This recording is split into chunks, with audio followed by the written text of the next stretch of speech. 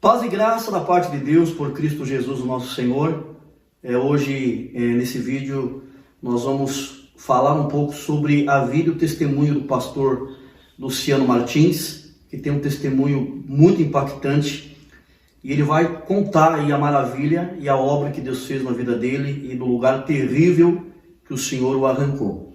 Pastor Luciano, seja bem-vindo. Deus abençoe, irmão Carlos. Deus abençoe a tua presença. Amém, é uma alegria estar com o irmão aqui. Quero louvar a Deus pela tua vida, pelo teu ministério, pelo teu canal. Amém. Trabalho muito pertinente que tem feito para a obra de Deus. Amém.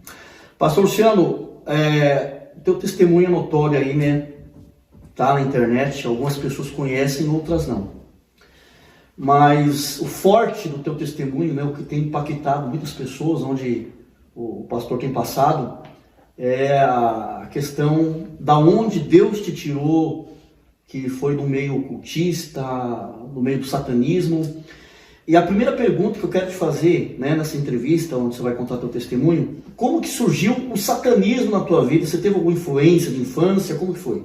Então, Carlos, na verdade é o seguinte, eu já tenho por histórico familiar, tanto por lado de pai como por lado de mãe, nunca houve um evangélico na minha família.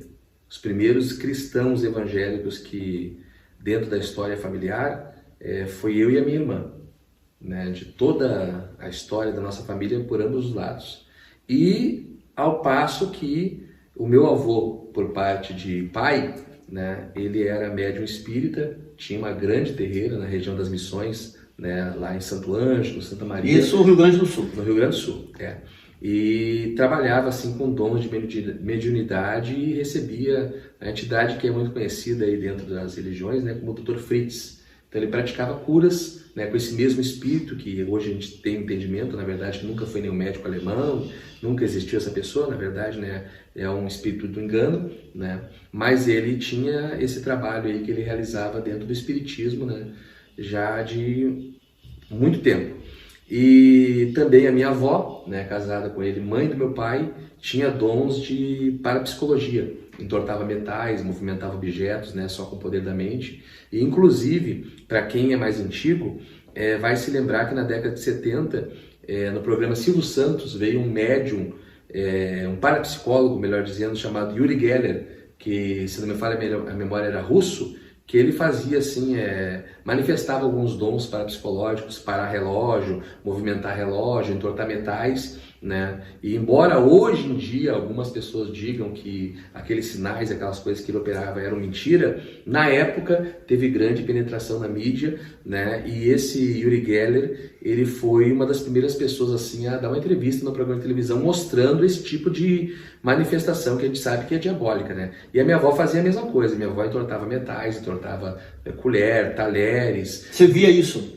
Não, a minha avó, às vezes que eu tive na casa da minha avó em Santo Ângelo, né, na época que eu já tinha um pouco de entendimento, ela tinha uma prateleira aquelas antigas, que eram de vidro, toda com a exposição dos talheres, até tesoura, entortado com o poder da mente. Ela tinha tudo guardado. Uma cristaleira, né? É uma cristaleira, essa é a palavra certa. Ela tinha com esses materiais. Inclusive, a minha avó, na década de 70, por que eu falei do Uri Geller? Porque nessa mesma época que o Uri Geller teve no programa do Silvio Santos, ele disse que ia haver uma série de pessoas dentro do Brasil, né, que iam começar a ter contato com discos voadores, né? E inclusive houve esse suposto encontro, que eu tenho toda uma explicação sobre isso, tenho vídeos sobre isso aí, né, explicando que discos voadores na verdade são principados diabólicos, são manifestações diabólicas, e ETs, tanto extraterreno como intraterreno, são demônios, né? São espíritos malignos que aparecem para as pessoas, né, e induzem as pessoas a acreditar em vida extraterrena, né, coisa que não existe, né? Porém, o que acontece? A minha avó, ela participou desse grupo de pessoas que começou a ter esse contato, digamos, com extraterrestres e contato telepático, por visão, por audição, né? Tudo a partir dessa entrevista que o Uri Geller deu no Silvio Santos na década de 70. Então isso foi uma influência na tua família? Isso aí já é de berço, na verdade, né? Tiveram várias pessoas com dons mediúnicos e com dons de visão e praticantes de espiritismo, umbanda, né? Quimbanda, feitiçaria em geral, né? E aí, pesquisando mais longe ainda, a minha bisavó pelo que eu me informei, né, eu tive, quando criança, ainda em Uruguaiana, na época, né, eu conheci ela, acho que eu vi ela só 2 vezes. Era muito pequeno, tinha uns 7, 8 anos, ela era cigana. Ela era uma mistura de índio com negro, a minha bisavó. E ela era também curandeira e usava dons de pagelança, que são curas assim indígenas, né, feitiçaria indígena. Né? Então, assim, na verdade, tem um amplo histórico, né, familiar e um legado familiar para essa área, né, dentro do espiritismo e também para essa questão de parapsicologia e todo esse tipo de coisa, né, que são manifestações malignas. Então, pastor Luciano, e a tua adolescência, como que foi? Então, O teu contato com o ocultismo? Então, Você já acabou de falar que isso vem de berço. Isso, então, aí desde criança algumas coisas estranhas, assim, sabe, eu comecei a ver, sabe, e eram coisas assim que a gente, quando é criança, não tem muito discernimento, sabe, mas muitas vezes eu via imagens, né, de sombras, né, e seres, assim, que andavam dentro de casa. E isso eu via, assim, não era ilusão. Eu já tinha uma certa idade para discernir o que era, digamos assim, real, o que era fruto da imaginação ou de sonho, coisa parecida. Então, assim, eu de acordado com 9, 8, 9 anos, assim, eu via o chinelo andando sozinho dentro de casa, entende? Eu deitado, às vezes, assim, eu pegava e olhava, via o chinelo andando, né, dentro de casa, via as coisas se movimentando dentro de casa, via também sombras negras, né, de tamanho, assim, pequeno, em torno, assim, de 80 centímetros, menos que 1 metro, andando por dentro da casa. Isso eu via, sabe? Só que eu ficava com aquilo ali pra mim, sabe? Eu não, sabe, não expressava essas coisas, sabe, para minha família, né, para meu pai, para minha mãe. Meu pai contava muitas coisas. Meu pai, ele sempre foi devoto, né, de Iemanjá, e todo ano levava lá a oferenda e fazia um barquinho que ele largava lá nas procissão lá para Iemanjá, que a gente sabe, né, que é uma entidade de praia, né, um principado de praia, né, que se manifesta em diversas religiões com nomes diferentes, né. A Iemanjá é a mesma sereia, é a mesma Oxum, né, então é tudo o mesmo tipo de entidade que age com nomes diferentes conforme a cultura e a época, né.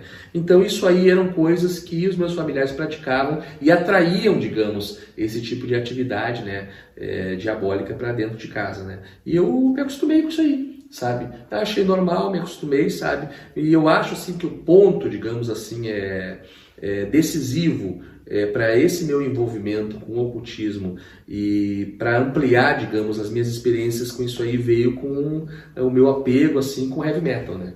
Foi aí onde a coisa mudou mesmo, né? Porque até os meus 12 anos de idade, vamos dizer mais ou menos, embora eu tinha toda essa experiência de ver coisas e escutar vozes, ver objetos se movimentando e outras coisas mais, né, ligadas ao ocultismo, eu acho assim que quando eu comecei a me interessar pelo heavy metal, foi aonde a coisa começou a realmente pegar mesmo, sabe?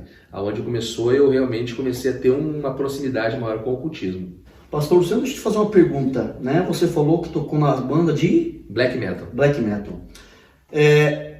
As bandas de black metal, ela induz os adolescentes, os jovens a ir para o satanismo? Na verdade, o black metal, a tônica do black metal, né, na verdade um estilo de música devocional ao diabo, né? Então, assim, a gente quando a gente... Seria um louvor ao diabo? Seria. Então, na verdade, o que acontece, Carlos? É assim, ó, quando a gente se converte, né, quando a pessoa, digamos assim, andou convertida, a gente entra num caminho assim de um extremismo que na verdade ele é positivo, porque o novo convertido é um bebê na fé, está recém começando, né, e a pessoa, se ela começar, digamos assim, a abrir muito para coisas que são do mundo e tem assim, digamos assim, uma linguagem, um visual, um estilo que é coisa mundana, secular, a pessoa ela pode esfriar na fé e ela pode acabar se desviando, entendeu? Então, tipo assim, ó, quando eu me converti, eu me radicalizei, mas já estamos pulando, né? Quando eu me converti, eu radicalizei. Eu peguei todos os meus discos, CDs que eu tinha de bandas, né, de heavy metal em geral, né, não necessariamente satanista. E eu peguei, o que eu não joguei fora, eu vendi, e o que eu não vendi, eu dei para alguns amigos meus, entendeu? Mas com certeza, né, é a porta, na verdade, para o ocultismo e para o satanismo, né, o black metal. Tá bem. Você começou a ficar fã do black metal e começou a escutar. Quem que te apresentou o black metal? Naquele tempo não tinha internet? Não, então na verdade assim, ó, eu não comecei ouvindo black metal, né? Eu comecei a escutar bandas tradicionais, né, como Black Sabbath, Iron Maiden, né, Ozzy Osbourne, Metallica, Megadeth, que são bandas assim que vão do heavy metal tradicional até o thrash metal, né, que são estilos que vêm antes do black metal. O black metal, na verdade, chega a ser assim entendido como o som mais extremo dentro do heavy metal, entende? Então a pessoa vai subindo, são vários tipos, digamos assim, de estilos musicais, cada vez mais agressivos e cada vez mais satânicos. Então o black metal é o mais satânico e mais extremo de todos. Então o pastor chegou a ser baterista. Então eu toquei, né, bateria, né, em algumas bandas, né, de black metal, death metal e outros estilos, né, subsequentes também que fazem parte do heavy metal. E o que acontece? Essa minha experiência como músico, ela me trouxe também contato com pessoas, né, que eram envolvidas com ocultismo, satanismo, e cada vez eu comecei a me aprofundar mais dentro do conhecimento do ocultismo, né, pela parte do satanismo. Por quê? Porque as bandas de black metal, como eu falei, elas têm uma temática que é devocional ao diabo, né? São letras predominantemente devocionais ao diabo. Então as principais bandas aí que começaram, né, o movimento black metal são principalmente três. É o Venom, né, o Hellhammer e o Bathory. O Bathory é uma banda sueca que não é necessariamente assim satânica, né? Porque a temática deles é mais assim, tipo abordando cultura viking, mitologia nórdica, coisa e tal. Então tá, tudo bem.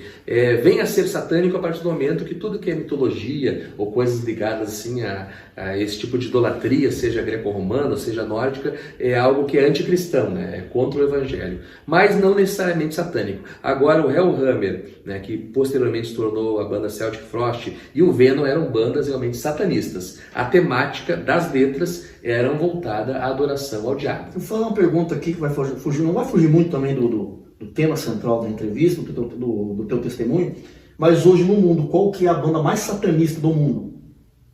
Rapaz do céu, tem muitas bandas, sabe, de black metal. Na verdade, o black metal continua com a hegemonia de estilo exclusivo para adoração ao diabo. Porém, o que acontece? Como existe assim essa penetração, né, do satanismo dentro da indústria musical, então hoje em dia já abrange tudo. Já abrange o pop, já abrange o rap, já abrange... Eu só até arrisco a dizer que existem rappers americanos e cantoras de pop que são mais satanistas do que os próprios membros de bandas de black metal.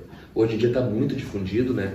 Até inclusive assim, o satanismo ele está tão aberto, vamos dizer, a nível mundial, na mídia, né, que a gente vê aí a gente pesquisa, né, acaba vendo, né, cantores aí, por exemplo, de rap, que eles começam bem tranquilo e com uma temática normal, assim, cotidiano, daquele estilo de rap, falar de periferia, de injustiça social, de coisas assim ligadas, né, à glamorização do crime, ou drogas, ou coisa parecida, e daqui a pouco o cara estoura e quando vê ele já está fazendo um clipe assim de apologia ao satanismo, já está fazendo um clipe de adoração ao diabo. Até inclusive, pouco tempo atrás, não sei se tu acompanhou aquele rapper que lançou o Tênis do Diabo, sim, sim. Então, aquele cara ali era um rapper normal, assim, ele fazia um rap misturado com country e letras assim bem comum, bem boba, bem, sabe? Só que daí o que acontece? A indústria fonográfica mundial, que está na mão dos Illuminatis e que tem esse vínculo todo com o ocultismo, né, e com as sociedades secretas, cooptou aquele rapper ali e a partir do momento que lançou ele a nível mundial, já lançou ele já com essa pegada satânica, divulgando o satanismo abertamente. Tanto, né, que ele lançou um clipe, né, que nesse clipe aí, eu até esqueci o nome do cara, né, depois a gente pode colocar aí uma legendinha o nome do cara, né, porque eu não gosto de rap, quanto menos coisa que é do diabo. Mas assim, ele lançou um videoclipe no qual ele mostra lá no Éden, ele como se fosse lá o diabo, né, persuadindo Eva a comer o fruto lá do proibido, e inclusive no videoclipe ele aparece ali com uma serpente mantendo relação sexual com Eva, no videoclipe, e depois ele cai dentro do inferno, e aparece lá no inferno, os demônios, Satanás sentado no trono, tudo esse cantor de rap, coisa assim, que tem milhões e milhões de visualização. Então, ou seja, uma divulgação totalmente explícita e aberta do satanismo para poder alcançar a juventude. Tá, uma coisa que eu quero te perguntar, isso foi na tua adolescência, o teu envolvimento com essa banda, né? Essas bandas aí. Sim. E qual foi o ponto crucial da tua juventude, da tua adolescência, que você se entrou de cabeça no mundo do satanismo, do ocultismo?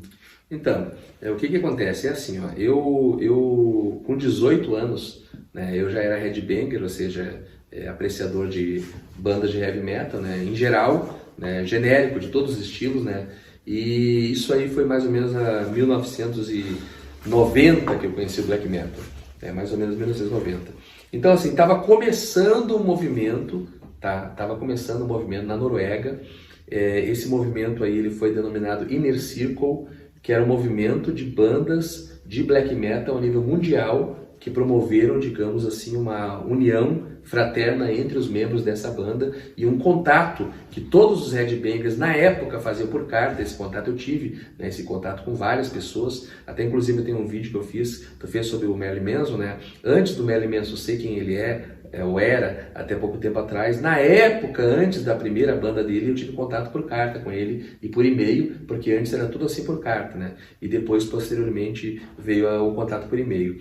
Então, assim, ó, o que existia? Existia um contato de todos esses membros de bandas de black metal e jovens que eram ligados ao satanismo, e a tônica desse movimento aí era destruir as igrejas evangélicas e promover inclusive a queima de igrejas, perseguição e morte de pastores. Só que na Escandinávia foi aonde o Inner Circle teve a maior penetração, culminando lá pro, digamos, entre 1990 a 1995, os membros de bandas de black metal norueguesa, finlandesa e sueco chegaram a queimar só na região da Escandinávia 25 igrejas evangélicas. Foi daí que veio o movimento, no caso, de queimar igrejas evangélicas. Né? Um ativismo, digamos, do movimento black metal contra os evangélicos, contra as igrejas evangélicas. Inclusive a Catedral de Oslo, que era da igreja luterana, foi queimada por membros de bandas de black metal. Porque o black metal também ele é contra até a igreja católica, né, se for ver, né? Na verdade é assim, ó, qual que é o problema?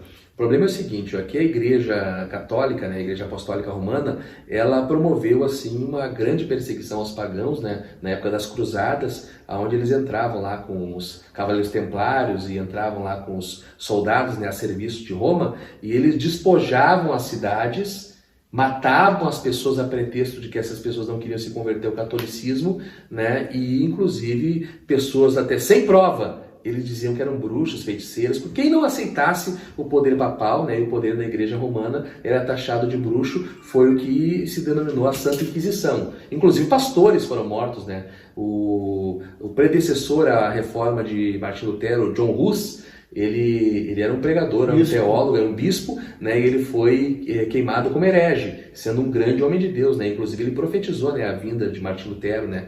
Ele foi um grande homem de Deus, ele foi queimado na fogueira como bruxo, sendo um homem de Deus. Então essas coisas que a Igreja Romana fez na época das Cruzadas, da Inquisição, é que insuflaram o satanismo e o ocultismo, entende? Porque o que é o satanismo e o que é, digamos assim, o black metal, essas bandas de black metal? É uma série de pessoas que têm uma leitura do evangelho que não é real, ou seja, que o evangelho é perseguição, é opressão, é inquisição, é morte e tortura de pessoas, bruxas foram queimadas, foram. Só que qual é o pensamento e a leitura que a gente tem? Que cada um é livre, né, para seguir a sua religião, a sua crença, né, numa sociedade civilizada. E naquela época, a Igreja Católica Apostólica Romana, que é a Igreja Apóstata, que é a Grande Babilônia, ela impunha digamos assim, o poder da religião à força com o uso da instituição política, com o uso dos reis, com o uso, entendeu, da máquina, digamos, política, para forçar as pessoas a uma falsa conversão, né,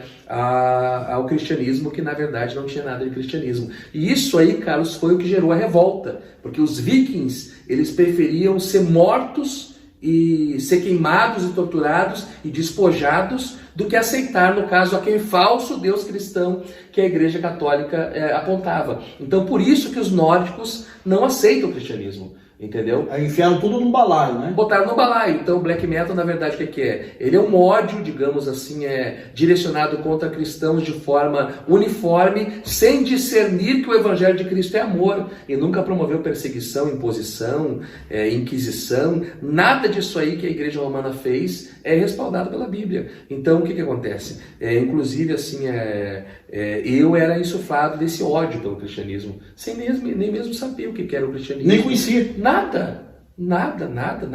E o interessante, até bem curioso, quando eu tinha meus 14 anos mais ou menos, eu me lembro que eu me juntava com um amigo meu, o Gilson, que foi um dos grandes amigos que eu tive, né, do movimento, né? Na época eu morava no Rio de Janeiro, meu pai é militar da Marinha, nós moramos em vários lugares do Brasil.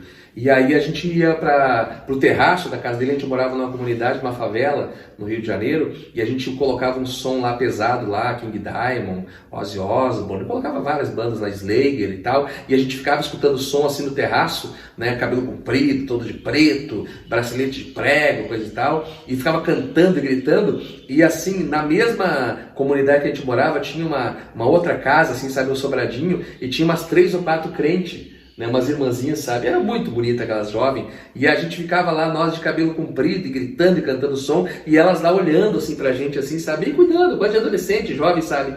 E aí o que acontece? Eu me lembro que uma vez eu cruzei com uma dessas aí, aquela mentalidade, né, mundana, coisa e tal, né? Ah, vou pegar essas crentes aí, entendeu? Naquela visão assim, sabe, né, carnal, mundana. E aí eu cruzei por uma dessas crentes que era mais velha, que eu achava que me cuidava e achava que gostava de mim, e eu cheguei e abordei ela na rua, sabe? E meio que quis assim conversar com ela, disse assim, eu não posso falar contigo. E aí eu peguei e falei pra ela, tá, mas vem cá, e aí vamos namorar, vamos ficar, não sei o quê. E ela disse, não, eu tô orando por ti.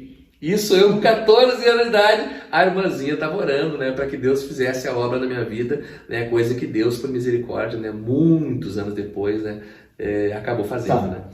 né. Então você falou que começou na Noruega essa cultura de essa fraternidade entre todas as bandas de... Reuniu bandas americanas, reuniu bandas gregas, né, o Hot in Christ, e toda essa italiana. comunidade no mundo inteiro se comunicava então por carta. Por carta.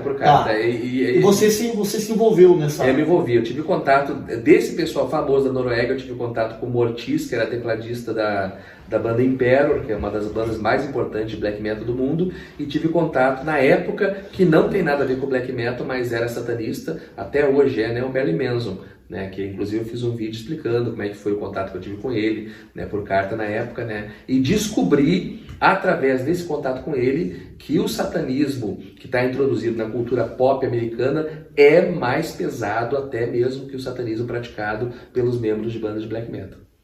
Tá. E seria uma seita essa fraternidade que foi formada pelos... Não chegou a ser uma seita, né? Era tipo um grupo, assim, uma fraternidade de amigos, de pessoas que compartilhavam, né, da mesma filosofia e trocavam ideias, né? Sobre e esses ataques às igrejas, era tudo combinado? Era tudo combinado. Na verdade, o que acontece? Como começou a haver esse ativismo anticristão na Noruega e naquela região, e tipo assim, não deu nada... A princípio, né, muitos foram presos depois e ocorreram inclusive assassinatos, né, que ocorreram em virtude disso aí, e alguns membros, né, de bandas de black metal foram presos, né, inclusive um dos principais aí, queimador de igreja e que fez parte, teve hegemonia dentro desse movimento black metal, né, que foi o Varg Vikernes, né, o Christian, o nome dele na verdade verdadeiro, ele participou de queimas de igreja e ele acabou assassinando um dos precursores, vamos dizer assim, do movimento black metal mundial, que era o Euronymous, da banda Mayhem. Eles tiveram um atrito lá entre eles lá e acabou um matando o outro.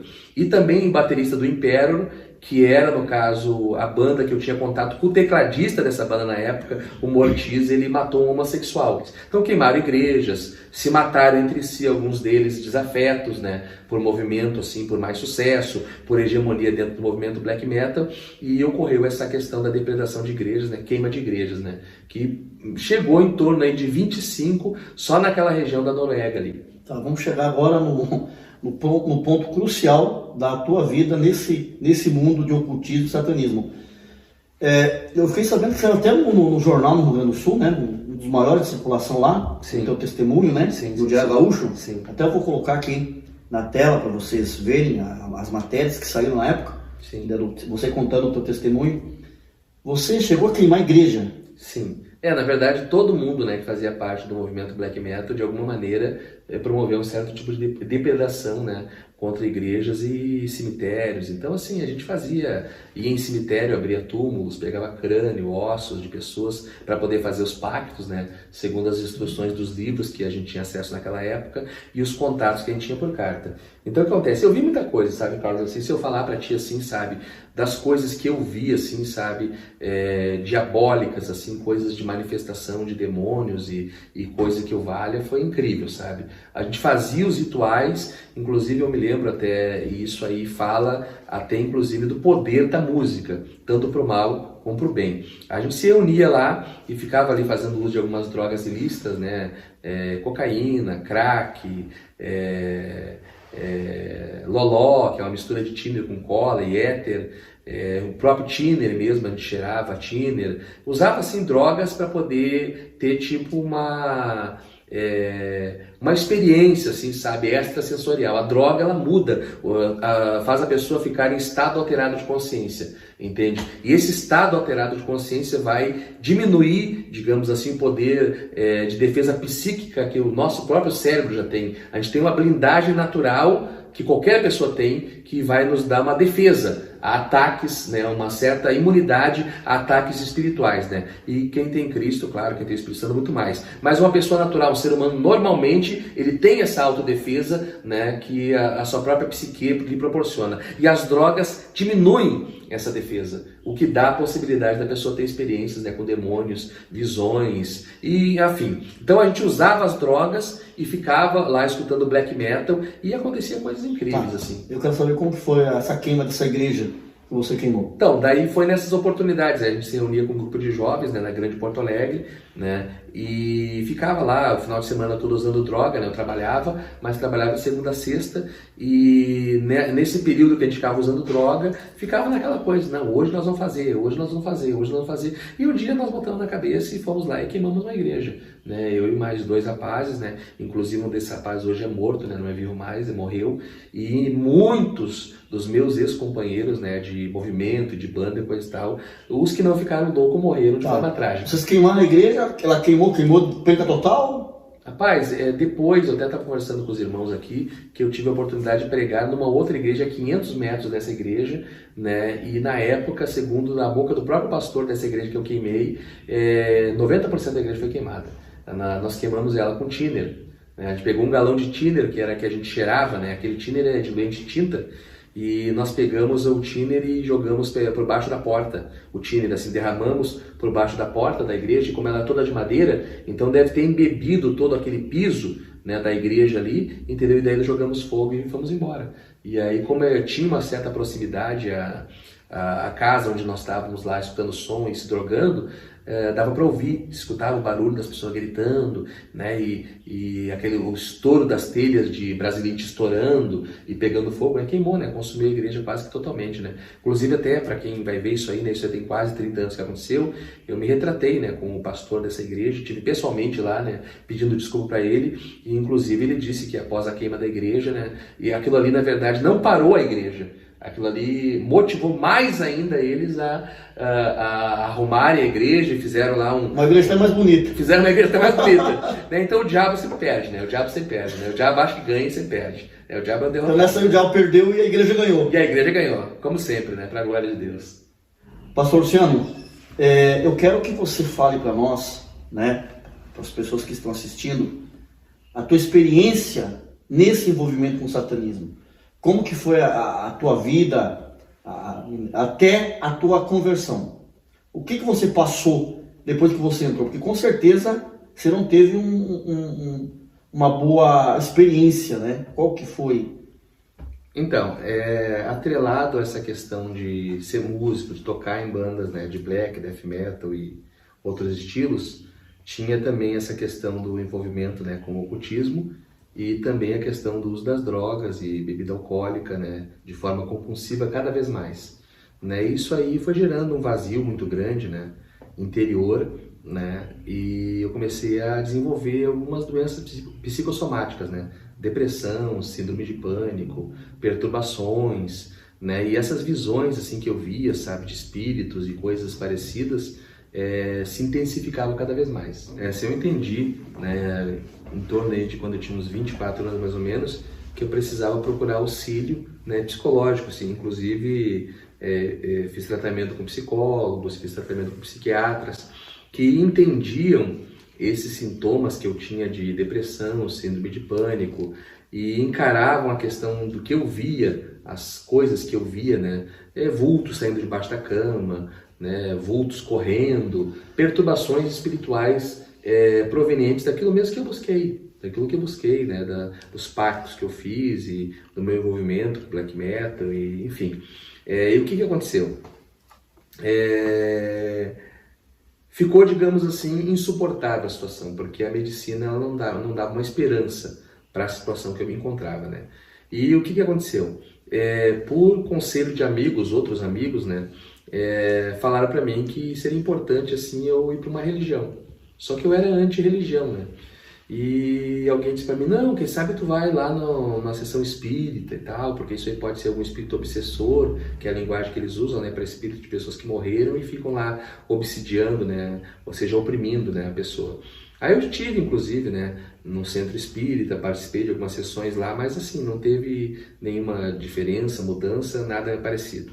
Aí as mesmas pessoas, amigos em comum, né, me aconselharam a ir para Umbanda. Né? E aí eu tive na Umbanda lá, fiz alguns trabalhos, fiquei um lapso de tempo lá, acredito que 1 ano no máximo, né, na Umbanda, e também a situação minha cada vez piorava mais. Drogadição, alcoolismo, loucura, visão, perturbação, síndrome de pânico, depressão, era horrível, era horrível. E o que aconteceu? Não deu certo.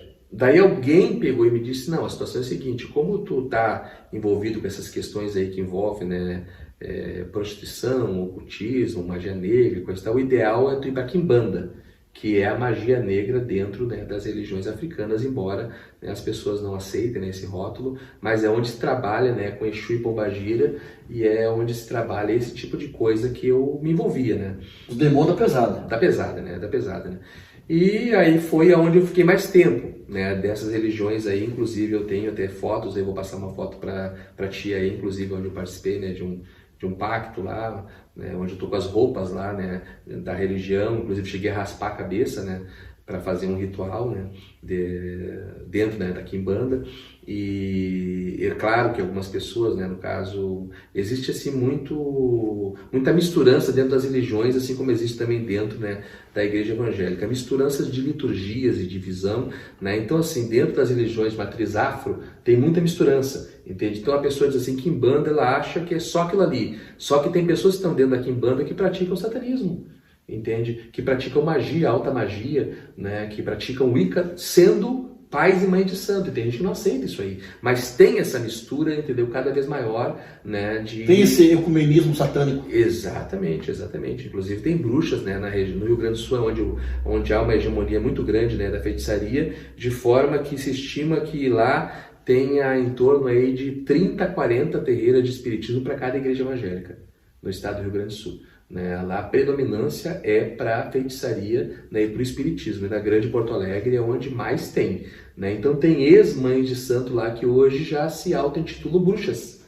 Tem grandes centros religiosos para a prática de bruxaria e para a prática de alta magia. Né? Então elas começaram dentro da Umbanda, foram para a Quimbanda, começaram dentro da Quimbanda a ter contato com outros, né, digamos assim, pais de santo, entre aspas, como se denomina, que pegaram, no caso, rudimentos e pegaram ensinos de feitiçaria da África, na Europa, e misturaram tudo e criaram suas próprias seitas, né, onde lá se pratica de tudo. Inclusive participei de terreiras, né, onde descem ali entidades denominadas Exu Beelzebu, que Beelzebu é um demônio, né, de alta hierarquia, que a própria incorporação da pessoa lá era algo assim que se falar assim, as pessoas vão negar, vão dizer que é mentira, mas eu vi com meus olhos. O que você viu? Eu participei de rituais onde havia matança lá de centenas de animais, só de um ritual que eu participei uma vez, né, numa casa dessas aí de feitiçaria na Grande Porto Alegre, ela ficava no topo do morro, muito alto, no bairro Jardim Botânico, lá em Porto Alegre, né?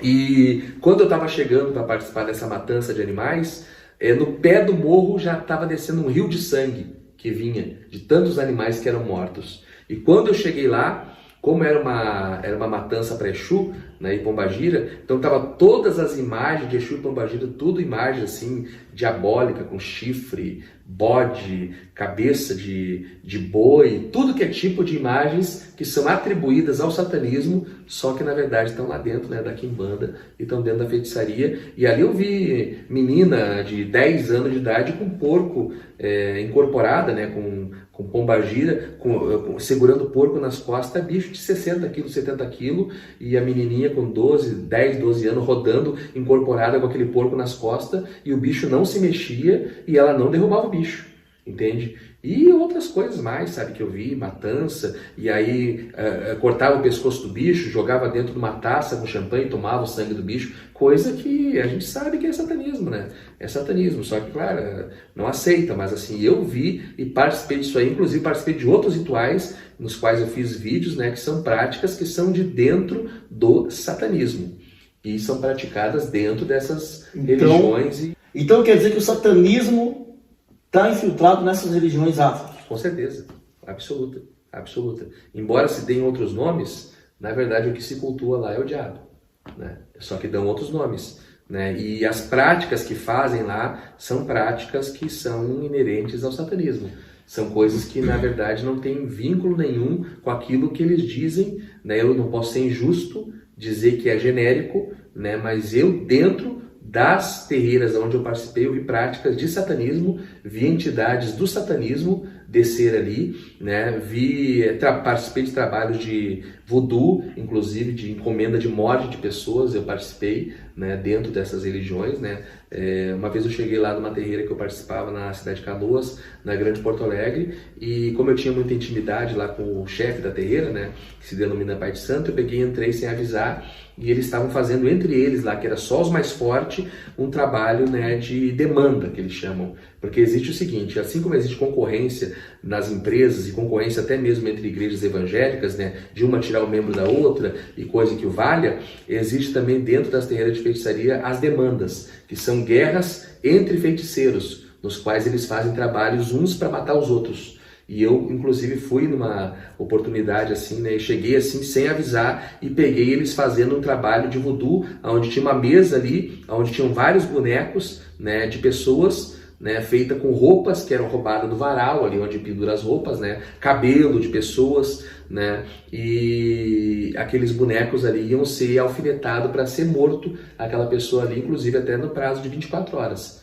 Para ser morta aquelas pessoas, né? Então isso aí é de conhecimento de muitas pessoas, né? Inclusive nos bastidores do poder em Brasília, né? Tiveram presidentes e presidenta e presidenta, né? Que beberam abundantemente, né? Da feitiçaria, né? E eram cercadas por pessoas que tinham esse tipo de prática aí, né? De alta magia vinculado a essas religiões aí de matriz afro.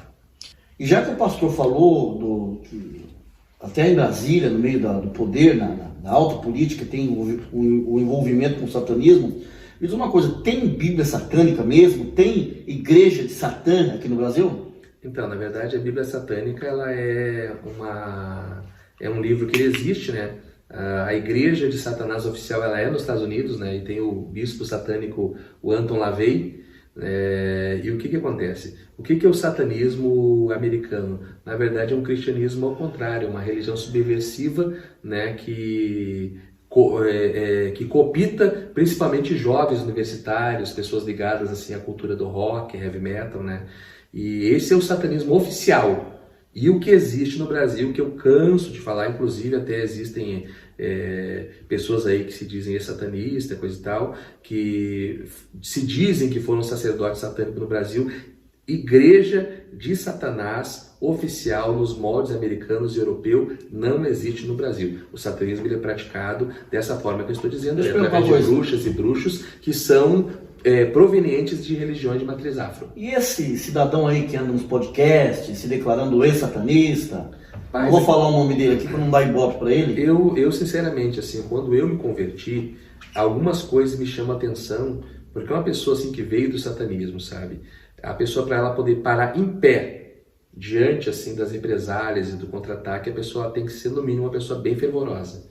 E esse rapaz aí sempre me transpareceu assim muito frio, sistemático, e parece que ele leu um script, sabe? Parece que ele criou assim uma história, criou assim um mito, sabe? Em volta de coisas que acontecem na Europa e nos Estados Unidos, Como eu costumo falar, ele criou uma ficção na vida dele. É uma ficção, né? Não me transparece ser genuíno, essa é a minha opinião. Não me transparece ser genuíno, sabe? E, claro, como eu não conheço pessoalmente a pessoa, né? Mas, assim, é meio esquisito. E algumas coisas, assim, que ele fez no passado, né, que já foi comprovadamente mentira, se dizendo ser filho de um ex-presidente, no qual ameaçou mesmo, né, de processo, e ele parou de dizer que era filho desse ex-presidente, né? É uma mentira, a pessoa já está mentindo, já fica meio assim, digamos, duvidoso, né? Todo o conteúdo restante. Sim. E toda aquela história que ele cria e fala, aborda nos livros, coisa e tal, isso é muito assim, é parecido com coisas que acontecem nos Estados Unidos e na Europa, onde realmente existe, né, o ocultismo, a magia, as fraternidades satânicas, né? Então, assim, no Brasil, o que tem no Brasil não é um satanismo nos moldes americanos e nos moldes, no caso, europeus, né? Aqui no Brasil a coisa está... O Brasil é muito cristianizado, embora exista muita influência do diabo por trás, assim, das seitas, heresias, religião de matriz afro, a própria igreja apóstata, né, que é a grande Babilônia, que é a igreja apostólica romana. Todavia, satanismo aberto é muito pouco o que tem aqui no Brasil. É bem desorganizado. Pode ver que essas denúncias aí que aparecem, volta e meia, né? Ah, a criança foi morta em ritual satânico e tal. Vai ver, é 2 ou 3 pessoas, né? Inclusive, assim, a única reconhecidamente seita satânica do Brasil reconhecida é a Sociedade Alternativa que o Raul Seixas fazia parte, né? E o Paulo Coelho fazia parte, né? E a Sociedade Alternativa, daquela música, né, inclusive que o Paulo Coelho canta, né? Viva a Sociedade Alternativa. Raul Seixas canta, é uma única seita satânica oficial do Brasil. Tinha quem? O Paulo Coelho, o Raul Seixas e mais 2 membros fundadores, e hoje essa seita só tem 2 membros. Então, assim, o satanismo oficial no Brasil não tem grande penetração, o que não significa que não existem pessoas a serviço do diabo, mas estão infiltradas nessas religiões de matriz afro. E são bruxos aleatórios, pessoas que praticam o satanismo de forma aleatória, que nem no meu caso, né? Seria bastante assim, conveniente para mim dizer que eu era líder de uma sociedade satânica, que eu era um sacerdote satânico. Não, eu era um jovem, né, revoltado, que escutava som satânico, black metal, e tive minhas experiências do satanismo e do ocultismo vinculado ao estilo de música que eu consumia, e que eu gostava e que eu amava. Reunido tudo, esse tipo de situação, ou seja, drogas, heavy metal satânico, né, estudo e consumo de coisas ligadas ao ocultismo, né? O meu quarto era todo preto, eu espalhei um monte de tinta assim, parecendo sangue caindo, com vários pôsteres de bandas de black metal, pentagrama, fiz diversas tatuagens, né, inclusive os pactos que eu fiz, né? Eu tenho tatuagem aqui no meu punho, que é proveniente de um pacto que eu fiz, eu tenho um pentagrama aqui num braço, né, que é um símbolo, pentagrama invertido, né, o símbolo do satanismo, tem um anjo caído aqui pegando fogo tatuado no outro braço, que eram, no caso, apologias, né, ao satanismo, no qual eu praticava e acreditava devido ao meu contato, né, com essas bandas que eu tinha acesso e que eu admirava. Eu, assim, colecionava compulsivamente esse tipo de coisa. Para ter ideia, que eu saía de Porto Alegre na época, né, que eu morava em Porto Alegre, a partir de 93 eu fui morar em Porto Alegre, né, foi onde eu toquei nas bandas de death, black metal e outros estilos, né, parecidos. E eu ia para o Rio de Janeiro e para São Paulo para buscar discos e CDs de bandas de black metal exclusivos. E inclusive eu fiz assim muitos discípulos no estado do Rio Grande do Sul, né, dentro desse estilo, né, do black metal, né. Eu pegava jovens que escutavam assim som mais leve, né, Iron Maiden, Metallica, Sepultura, bandas assim que não são abertamente satânicas, e eu forçava eles a ouvir black metal. Eu era, além de ser, no caso, né, um admirador do estilo, eu fazia prosélitos dentro daquele estilo lá. Muitos que hoje têm bandas e que são aí conhecidos dentro do black metal no estado do Rio Grande do Sul, eu participei, né, do discipulado deles, introduzi eles dentro desse movimento. Passado, então, esse tempo, toda a perturbação, né, mental que gerou a questão das drogas, ocultismo e som pesado, coisa e tal, né, me levou, como eu já disse aqui, a procurar psicólogo, psiquiatra, religiões, né, que não me adiantaram de nada, pelo contrário, gastei muito dinheiro, e o último estágio, digamos assim, que precedeu a minha conversão, já foi no ponto, no caso, que eu fiz um trabalho, né, com uma senhora, né, que se diz mãe de santo, que era uma feiticeira, é uma bruxa, inclusive ela se auto-intitula bruxa, né, e feiticeira, e essa pessoa, ela, digamos assim, ela já está dominada pela entidade que toma conta do corpo dela. Ou seja, como é que funciona dentro dessas religiões aí? A pessoa tem que ir fazendo rituais, né, de reforço, são pactos com matança de animais, entende? E chega um ponto que o que eles chamam santo de cabeça, que é a entidade que manda naquela pessoa, pode exigir dela o pacto mais forte, que é a matança do boi, que é o animal, no caso, que essas religiões, legalmente falando, aceitam, né, ser morto, que é o boi. Depois do boi, se o santo de cabeça da pessoa pedir um reforço maior, aí só sacrifício humano. Aí só matando pessoas, né? Aí já entra para dentro, é aí que entra o satanismo através dessas religiões, entende? Porque daí a pessoa ela vai se aprofundando, e essa senhora, no caso, né, que foi a última instituição desse tipo que eu participei, ela já estava, no caso, em dívida com o seu santo de cabeça, com essa entidade que dominava, né, o seu corpo, que era o Exu Beelzebub, era uma entidade que tomava conta do corpo dela, era uma mulher feminina, bonita, bem arrumada, com voz assim bem feminina, e quando descia a entidade virava um homem. Falava como homem, e inclusive ela não sabia nem ler e escrever, e a forma de expressão dela incorporada era de um juiz, de um desembargador. Para ter uma ideia, que iam lá na casa dessa mulher advogados que iam prestar o exame para a OAB e faziam lá um pacto lá com essa entidade, e a entidade dava todo o gabarito da prova da OAB para esses advogados. Pastor Luciano, mas que vantagem que uma pessoa tem, como no caso dessa mulher e outros aí, Sim. serem dominados por esses espíritos? É que tudo começa, né, Carlos, Que devagar. benefício que traz para a pessoa isso? É financeiro, né? Eles cobram, né, altos valores para poder fazer trabalho. Só que eu nunca fiz um trabalho de feitiçaria sem pagar valores da casa de R$2.500, R$1.000, R$2.000. E outra, para quem não sabe, tem pessoas que não têm condição de pagar trabalhos e vão lá e tem que tirar uma televisão em 24 vezes para dar para essas pessoas. Uns dão carro por dívida de trabalho, ou chega lá e diz assim, não, eu quero fazer um trabalho aí para prosperar meu comércio, coisa e tal, e dão assim, dão carro, dão casa, entendeu? Outros ficam devendo e não têm o dinheiro para pagar e vão morar lá dentro e ser empregado, trabalhar como empregado dessas pessoas, para poder pagar trabalho. Pessoas que moram lá dentro, entendeu? Que tu vai ver, mas por que mora aqui? Não, mora porque fez tantos trabalho e ficou devendo tanto para essa pessoa e hoje virou escravo. Está trabalhando lá dentro só para pagar trabalhos feitos, entendeu? Então a vantagem, na verdade, está no campo econômico, né, financeiro. São pessoas que ganham muito dinheiro, mas também perdem muito dinheiro, porque o diabo dá e o diabo tira, e perturba a vida da pessoa. E essa última que eu tive, terreira, né, que eu tive, né, com essa mãe de santo, ela, como ela já tinha matado o boi, e aí o próximo passo seria matar, no caso, os seres humanos, né?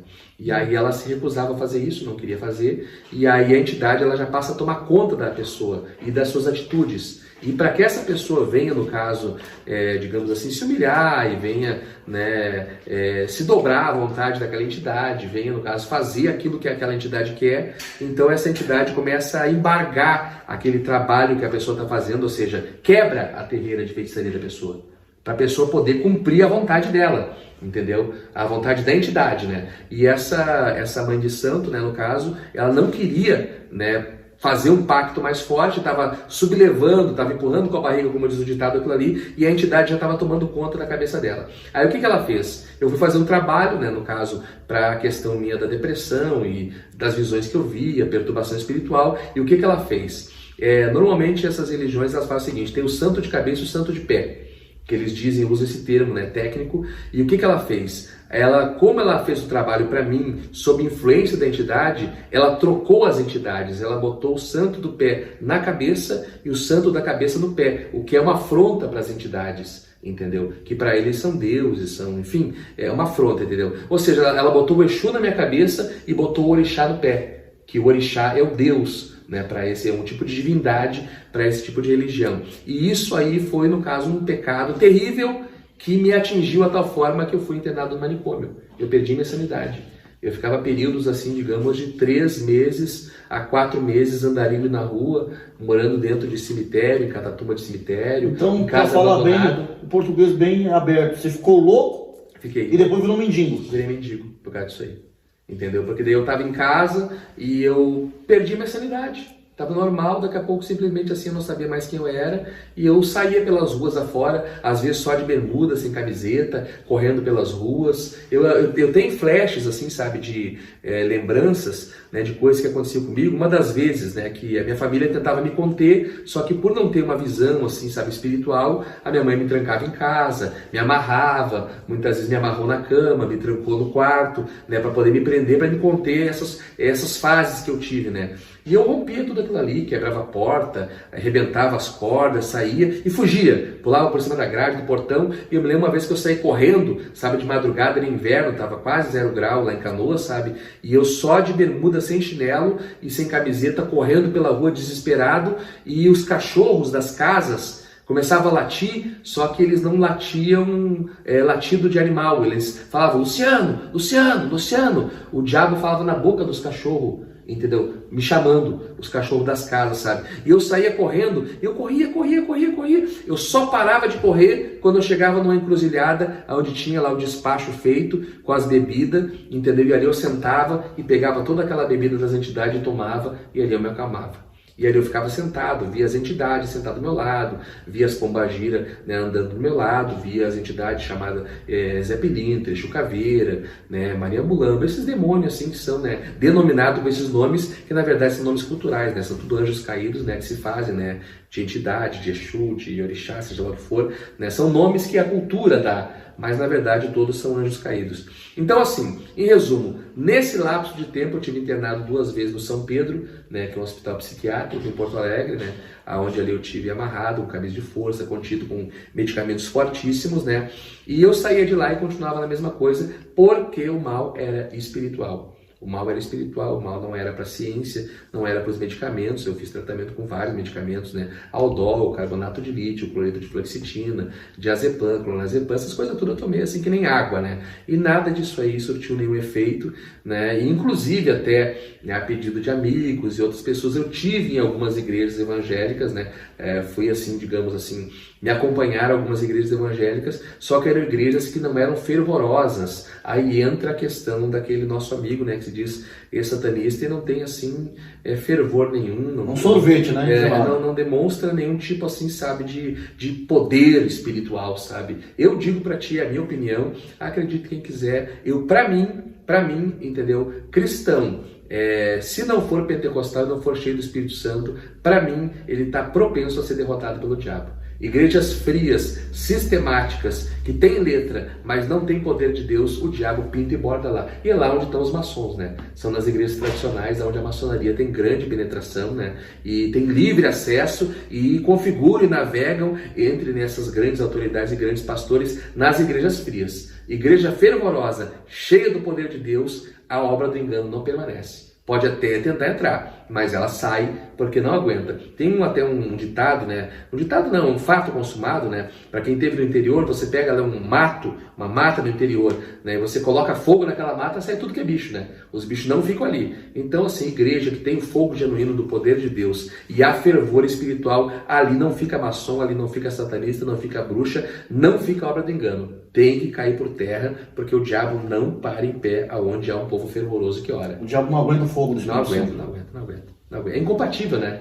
É incompatível, é água e óleo, não tem como misturar, entendeu? E hoje em dia o que a gente vê? Hoje em dia a gente vê uma obra de esfriamento muito grande, né? Alcançando as igrejas, né? E isso aí realmente está se proliferando as obras do diabo por causa da frieza espiritual, né? Mas vamos lá, a questão da conversão. Eu fui acompanhado, né, com algumas pessoas e algumas denominações que aqui eu não vou falar para não ofender, mas na verdade eu ia lá bêbado, drogado, ia lá só para cuidar das gurias, entendeu? E não estava nem aí porque era pregado, entendeu? Porque não tinha poder nenhum, era orado por mim, era a mesma coisa que nada, era como se fosse uma benzedura, alguma coisa, eu não sentia nada, não acontecia nada, até que a opressão, ela se tornou assim tão grande na minha vida, mas tão grande, que eu já tinha tentado suicídio, né, algumas vezes, né, overdose eu perdi a conta. Para ter uma ideia, que eu tinha uma coleção que era de boletim de entrada no hospital, do pronto-socorro com overdose, que era quase isso aqui, ó. Era em torno de uns 30, 40 boletim de entrada, né, porque eles dão o boletim quando a pessoa entra com overdose, né, de drogas, né, dentro de pronto-socorro na Grande Porto Alegre, e não morri. Né, tentei, né, o suicídio, né, por 2 vezes, tentando atirar na minha cabeça, né, um revólver que meu pai tinha, né, eu pegava escondido, tentei me suicidar, não saiu bala. E o interessante é que todo Natal e Ano Novo, na época, né, ele pegava aquele revólver e atirava para cima e as balas saíam. E quando eu tentei me suicidar, não saiu as balas. E tentei por enforcamento 2 vezes, e fui contido por pessoas que estavam comigo, também não obtive êxito, né, naquilo ali. Até que já estava morando na rua há um certo tempo, já estava já numa situação deplorável, terrível, né? Eu ouvi uma voz das quais eu já era acostumado a ouvir, né? Aquela voz assim na mente que diz para mim: te mata, a tua vida não tem mais jeito. E o que acontece? Eu estava lá em Canoas, né, num bairro chamado Guajuviras, usando drogas, bebendo nas ruas, enfim, já estava já usando crack, né, uma situação bem deplorável, né, a família já não tinha mais notícia de mim, né, e eu falei assim, mas como que eu vou matar? Eu já tentei o suicídio por enforcamento, já tive várias overdoses, já tentei atirar na minha cabeça, eu sou tão ruim que eu não presto nem para morrer. Eu dialogando, né, com aquela voz, aquele espírito opressor que estava ali, né, me dominando. E aquela voz para mim: faz o seguinte, atira na frente de um carro. Mas te atira na frente de um carro que venha rápido.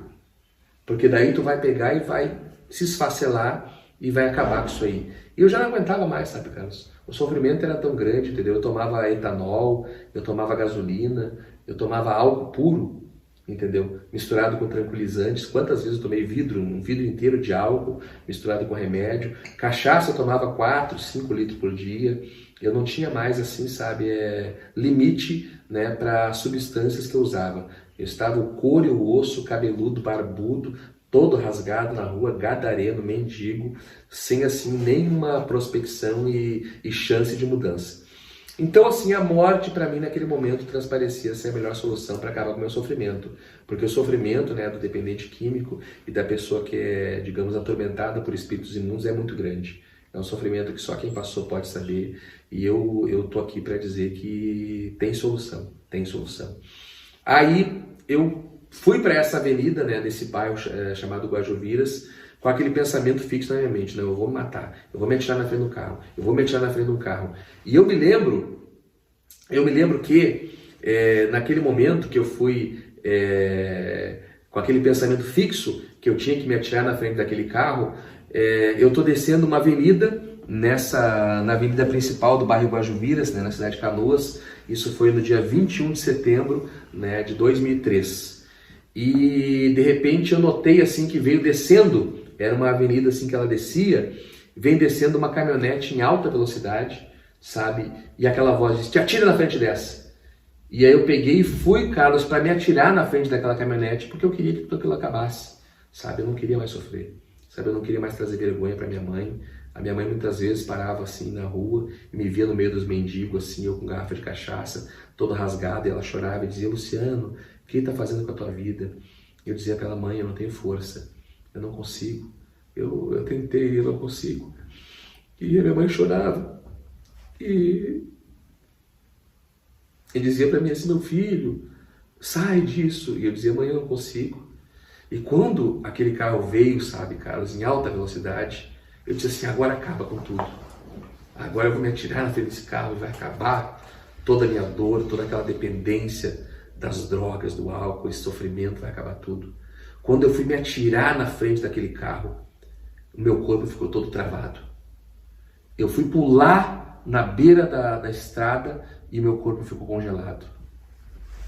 E aí eu senti meu corpo congelado e aquele carro passou. Vum! E daqui a pouco, assim, dentro do meu corpo, assim, sabe? Dentro do meu peito. Até então aquelas vozes eu ouvia na minha mente. Só que eu ouvi uma voz dentro do meu peito que retumbou a minha caixa torácica. Uma voz disse assim: vira para trás e entra por essa porta.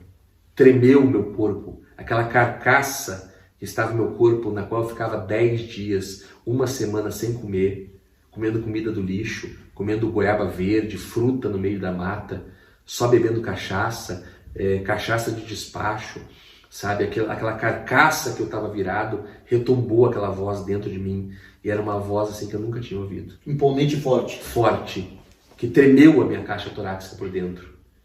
E bem na frente daquele lugar onde eu ia me atirar, aquela voz disse assim: vira para trás e entra por essa porta. E eu peguei e virei para trás assim, e olhei, e vi assim, sabe, com a visão embaçada, aquela igreja assim, sabe, de madeira, aquela casinha, sabe, de madeira simples, sabe, tinha uma plaquinha escrito: Igreja Evangélica Assembleia de Deus. E aquela voz disse para mim assim: entra aqui nesse lugar. E eu peguei e fui entrando no pátio daquela igreja simples, e tinha uma casa pastoral do lado, que hoje eu sei que é uma casa pastoral, tinha uma casinha de madeira. E eu comecei a gritar no pátio, pastor, pastor! E eu odiava pastor, eu odiava crente, eu odiava igreja, eu odiava a Bíblia, eu odiava tudo que era do Evangelho. Só que aquela voz ela foi mais forte e ela disse, entra por essa porta. E eu comecei a gritar e abriu a portinha daquela casinha, sabe, uma irmã, né, que é a irmã Ironi, e ela pegou e disse assim, sim, moço! E eu disse assim, o pastor está! E ela pegou e entrou, até hoje me lembro, Pedro, tem um homem aqui no pátio da igreja, horrível, porque meu estado era deplorável, eu cabeludo, barbudo, com uma camiseta do Iron Maiden toda rasgada, bermuda toda rasgada, de tênis, todo maltrapilho, e aquele homem botou o rosto assim na janelinha ali da casa pastoral e disse, fala, moço! E eu disse para ele assim, pastor, eu sou um homem que eu sou um viciado nas drogas, eu sou um morador de rua, eu sou um satanista, eu odiava crentes, eu cheguei inclusive com minhas próprias mãos a queimar igrejas, eu fiz pacto com o diabo, abri túmulo no cemitério, eu fiz tudo de ruim contra as igrejas evangélicas e contra os crentes, e eu ia me matar aqui na frente dessa igreja, só que uma voz disse para mim, entra por essa porta, que através dessa porta eu vou mudar a tua vida e vou mudar a tua história. E ele olhou para mim assim, e ele encheu seus olhos de lágrima, e ele disse, moço, entra aqui, moço, entra aqui na minha casa, entra aqui na minha casa, fica aqui, do que eu tenho, tu vai comer, do que eu tenho, tu vai vestir. Oh, aleluia! E ele disse para mim assim, moço, eu vou te levar para um lugar chamado Desafio Jovem, na cidade de Três Coroas, no estado do Rio Grande do Sul. Lá, Deus vai mudar a tua história. Carlos, eu fiquei 2 dias entre os trâmites para eu poder entrar nessa fazenda terapêutica. Para resumir que a história é muito longa. O diabo tentou matar a gente no caminho do trajeto até a cidade de Três Coroas, né? O carro que a gente foi, ele era um Fiat 147, e aí ele tinha o tanque de gasolina ficar atrás. Tu acredita que nós estamos indo ao caminho de Três Coroas, numa cidade chamada Campo Bom, depois de Novo Hamburgo, e um carro começou a buzinar para a gente estava quase 100 por hora mais ou menos, e um Gol branco começou a buzinar no lado do nosso carro e fazia sinal para baixo do carro. Nós paramos o carro, quando nós paramos nós vimos que toda a sustentação que sustentava o tanque de gasolina tinha quebrado, e o tanque de gasolina estava pendurado só pelo cano da gasolina. Meu Deus. Estava no ar o tanque de gasolina. Se o tanque de gasolina tivesse batido no asfalto, podia fazer uma fagulha de fogo, tinha explodido o carro, tinha matado todo mundo. E a gente pegou e paramos ali naquele momento, e aquele desespero, a gente pegou um pedaço de um tronco de uma árvore, atravessamos assim no carro, colocamos o tanque em cima daquele tronco de árvore, atamos para o arame e seguimos estrada. Chegamos lá no Desafio Jovem da cidade de Três Coroas no dia 23 de setembro do ano de 2003. E aí, com 2 dias naquela casa de recuperação, teve um culto de libertação, né, onde ali foi necessário um número grande de pessoas para poder me conter, né, e para poder, digamos, repreender as legiões que atuavam na minha vida. E o interessante é que na época que eu estava oprimido por esses espíritos, a minha visão era turva, o que eu ouvia era tudo embaralhado, embaçado, e a partir do momento que eu recebi a libertação, eu passei a ver normalmente e passei a ouvir normalmente, automaticamente. Parece que saiu, assim, realmente saiu, né, do meu corpo, algo que influenciava tudo, a minha visão, a minha audição, todos meus hábitos alimentares, tudo aquilo ali influenciava. E eu recebi a libertação. A partir daquela libertação, com aproximadamente ali 15 dias de internação, fazendo leituras, né, da palavra de Deus e ministrações e os cultos que eram feitos periodicamente, um ambiente espiritual muito forte, de uma unção assim que nenhuma igreja evangélica tinha na época, era o que tinha ali dentro, porque era um povo retirado, que vivia 24 horas por dia em função de oração, em função de clamor, de jejum. Você falou que, o pastor falou que ali não tinha rádio, não tinha televisão, nada, só oração? Nada, só oração, leitura da palavra o dia todo. E trabalho físico, né? Tinha trabalho físico, corte de árvore, construção, assim, tinham terapias, né, que a pessoa fazia ali trabalhando, né? E somente envolvimento com questões espirituais, sem nenhuma infiltração externa. Jornal, TV, nada que remetesse, no caso, ao mundo, né? Era um retiro espiritual. né? E ali então, com 15 dias, lendo ali a palavra, né? Porque uma vez que eu já fui liberto, tinha sido liberto, né?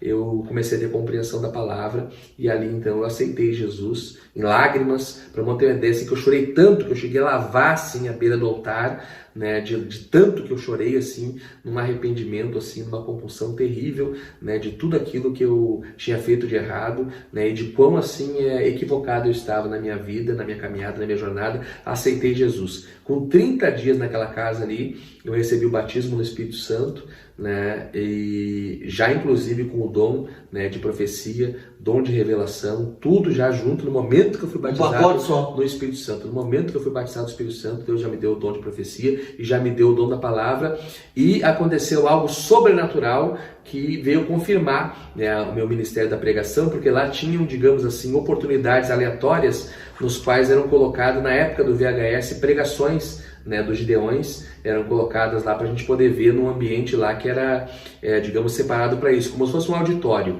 né? E ali colocavam pregações na época, né, que o Marco Feliciano estava na graça, né, e Gilmar Santos e outros pregadores. A gente via aquelas pregações, e eu lembro que todos eles tinham uma Bíblia pentecostal, né, que era uma Bíblia vermelha, pentecostal. Tá lá minha Bíblia pentecostal lá. E aí o que acontece?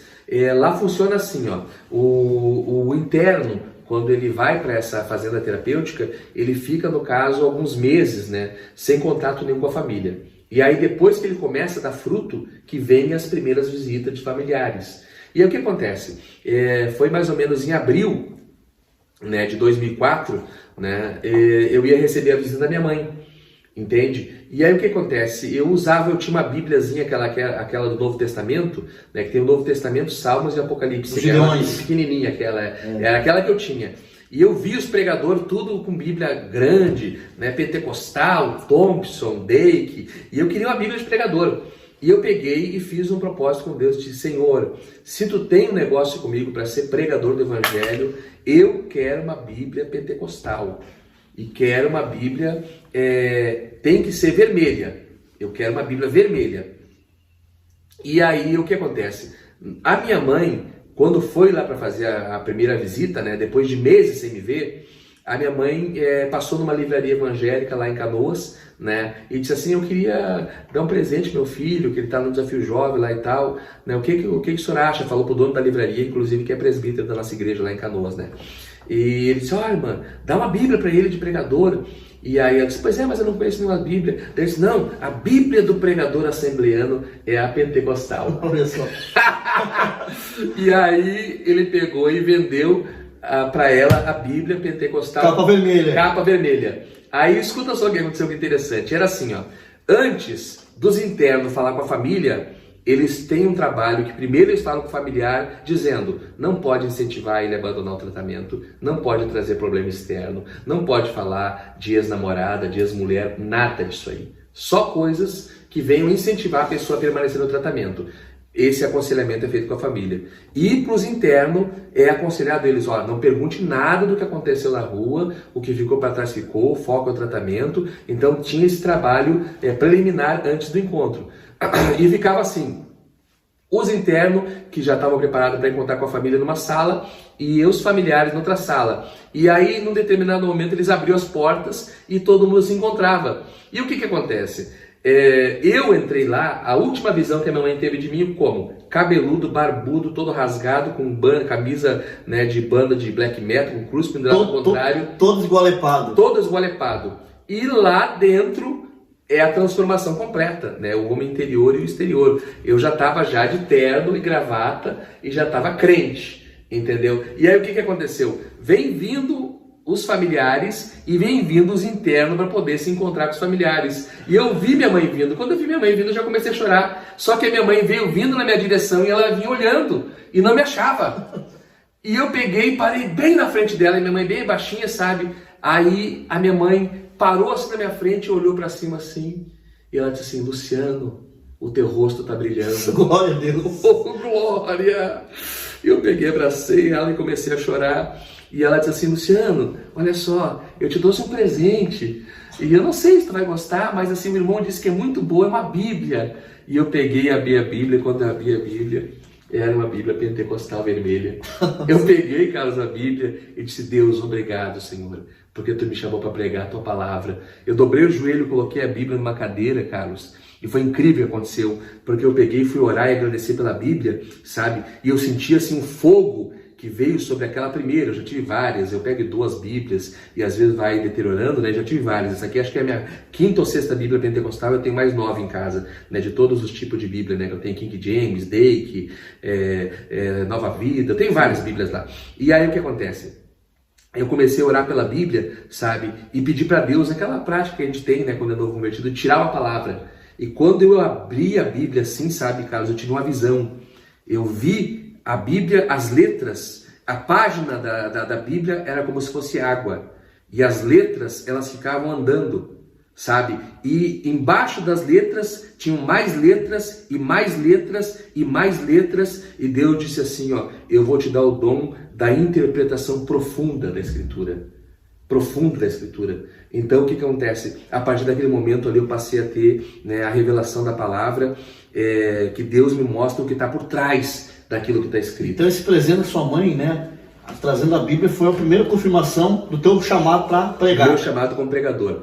Resumo, que a história vai longe. Eu com 6 meses que eu tive meu primeiro contato com o Evangelho, eu virei pregador itinerante. Com 6 meses, né, de convertido. Eu com menos de 1 ano de crente, eu já estava pregando pelo Brasil, em vários estados do Brasil. Preguei, na época, eu contei assim, sabe, por questão até, quem sabe, né, de conhecimento e tal, não por vaidade pessoal, mas eu com 2 anos de crente, eu já tinha pregado em mais de 200 denominações pelo Brasil. No ano de 2000 eu saí em 2014 lá, no ano de 2015, onde eu já estava assim, digamos assim, com o DVD gravado, já estava testemunhando pelo Brasil. Eu me lembro que dos 365 dias do ano de 2015, eu preguei aproximadamente 300 vezes.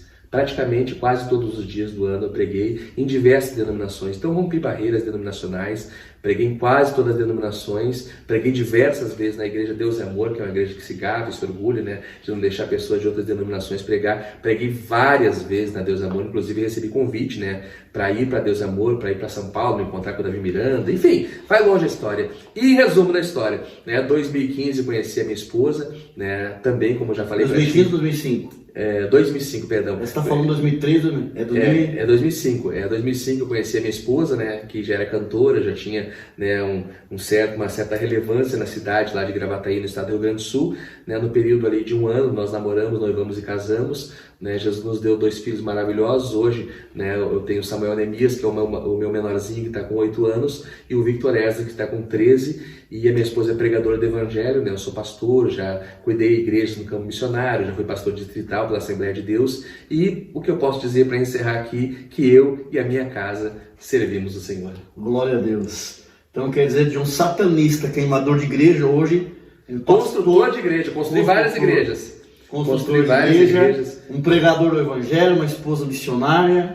É isso aí, maravilha. Trabalhando para o Evangelho. Maravilha, é isso aí. Deus é fiel. E se você que está vendo esse vídeo aí não acredita na transformação do teu familiar, eu afirmo para você, não existe pessoa que Jesus não possa salvar. Tudo é o tempo e o modo. Entregue nas mãos de Deus, que Deus irá fazer a obra. E até, inclusive, para a crescimento e edificação das pessoas, se o teu familiar é daquele tipo, eu sou ruim, eu não quero saber de igreja, eu odeio pastor, é desse aí que Jesus gosta. É esse aí que Jesus quebra ele, bota ele lá no hospital quebradinho, desmanchado, mas traz ele para a presença de Deus e faz ele um profeta, um pregador. Então quer dizer que Deus gosta dos bravos. É dos bravos. E quebra, bem quebradinho, depois tá moidinho que nem pó, aí tá lá, Jesus. Aí Deus faz a obra. Quando tá que nem pó, aí o oleiro vai e modela, né? Vai modela do jeito que ele quer e transforma num vaso novo. E hoje estamos aí, né, irmão Carlos, glorificando a Deus, né? Louvo a Deus pela amizade que nós temos, essa comunhão que nós temos, né? Pela essa equipe maravilhosa que está aqui, né? Tem uma equipe aqui por trás, aqui, tem uma equipe maravilhosa. E inclusive, né, para encerrar essa live,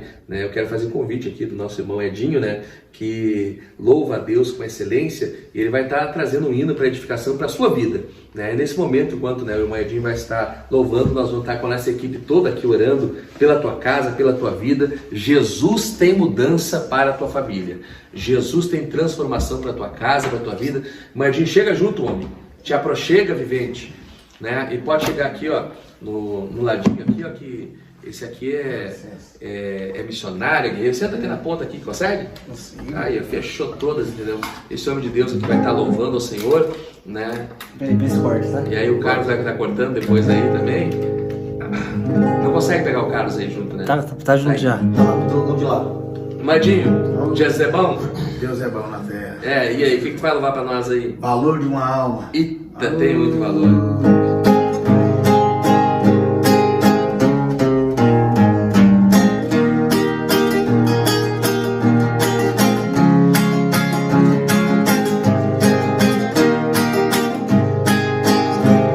Irmão, você sabe o valor que tem.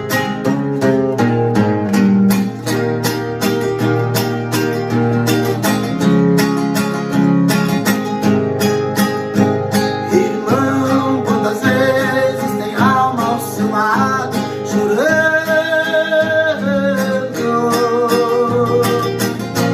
sofrendo, gemendo, infarto, pesados de dor.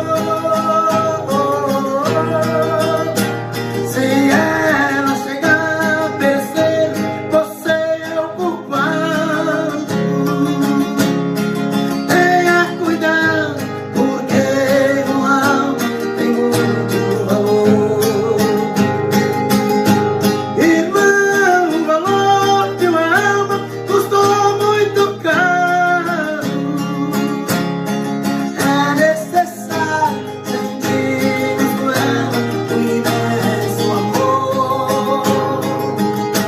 Zelando, ensinando e orando, às vezes chorando. Devemos buscar todas as almas que Jesus comprou.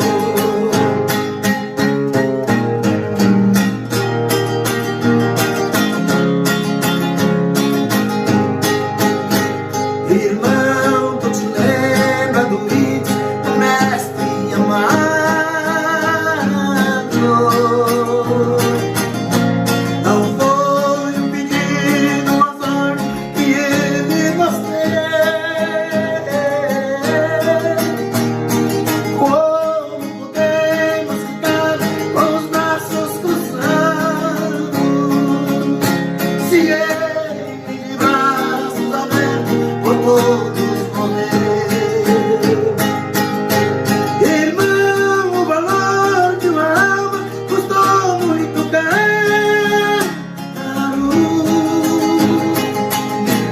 Deus abençoe, irmão. Deus abençoe. Maravilha. Amém. Glória a Irmão Deus. Carlos, eu quero fazer um convite, né, para os irmãos se inscreverem, né, no meu canal. Isso.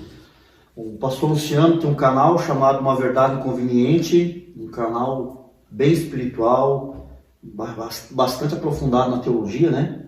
No ensino, tá? Inscrevam-se, sabe que é comentarista do meu canal e eu estou tendo o privilégio de recebê-lo na minha casa e estamos gravando esse testemunho, mas ele sempre está no canal fazendo lives comigo. Dê uma forcinha para ele aí, ele quer chegar a 50 mil inscritos. Eu tenho certeza que cada um de vocês tem essa oportunidade aí de estar ajudando o pastor Luciano se inscrevendo no canal dele. Tá aí o irmão Edinho também, tem um canal de louvores, de canta os hinos da Congregação Cristã no Brasil e outros hinos também. Dê uma força no canal dele, inscreva-se também, tá? Vai ser pode ter certeza que vocês fazendo isso por eles, estão fazendo isso por mim também. Pastor Luciano, agradeço muito Amém. o teu testemunho.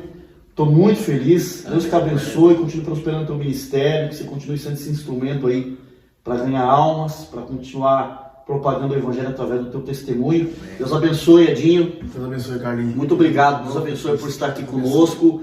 Eu quero também agradecer o Felipe que está aqui, né, ajudando aí nas filmagens.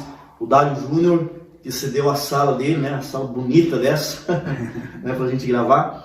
Eu peço para você que assistiu esse vídeo, né, que está aqui conosco assistindo, eu tenho certeza que esse tema aí chamou muita atenção de vocês.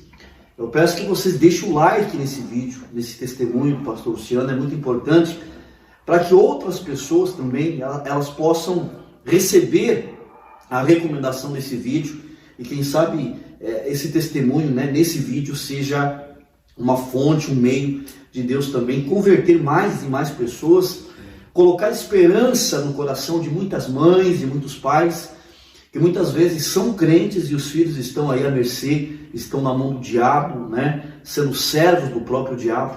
E às vezes esses pais, por serem crentes, às vezes falta fé, né, pastor Luciano? É verdade. Às vezes falta aquela crença de que Deus pode transformar, libertar, salvar também. Então eu peço que você deixe o like, é de graça, não te custa nada, inscreva-se no canal, ative o sininho das notificações e compartilhe esse testemunho para que ele chegue a mais pessoas. Eu agradeço a todos, com todo o meu carinho no meu coração, por estarem aqui. Deus abençoe a todos. Fiquem todos na paz e na graça do nosso Senhor e Salvador Jesus Cristo. Eu termino encerrando, mandando um ósculo santo, um beijo no coração de todos. Fiquem com Deus. Até o próximo vídeo, se Deus quiser. Amém.